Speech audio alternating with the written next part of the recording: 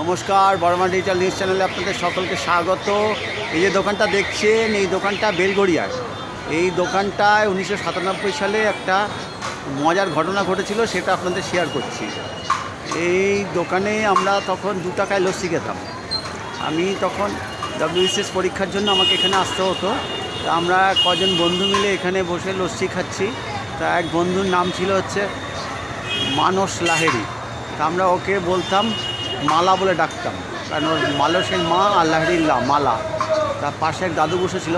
সে দাদু বলছে, এ কি মেয়েদের নাম তোমরা বলছো কেন?